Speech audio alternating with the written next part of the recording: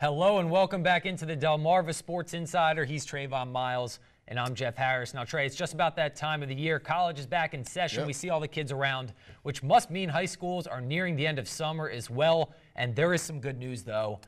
Fall sports. Finally. They're back in action.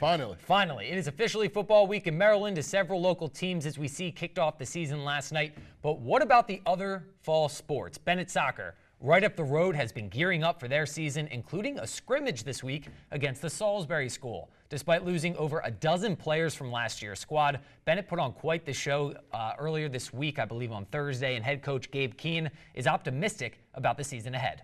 Well, we lost 15 guys off our varsity roster last year, so we are still trying to fill the pieces in and figure out who is going to do what. But we have Aiden Kelly playing center midfield. In 25 years, he's the first returner that was ever team MVP. So we're going to be playing through Aiden this year.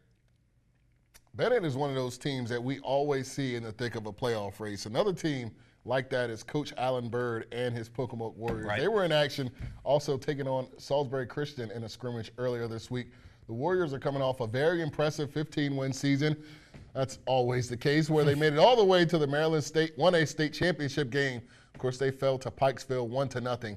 Pocomoke season will officially get underway following Labor Day on September the 5th, when they host St. Michael's, who is a team they've not played since 2014. But having lost several prominent players to graduation last year, along with a few injuries heading into this season, the squad knows they will have to play as one unit in order to have success. Any one of them can step up and replace his spot, but we really don't need one player. It's a team thing, so we just got to play as a team.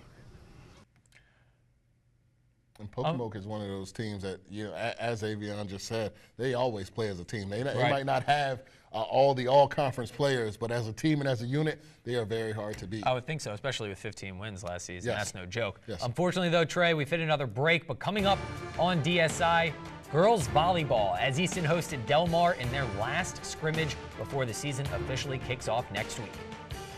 My name is Mark Quillen. I'm Assistant Tech High School head football coach, Delmarva Sports Insider.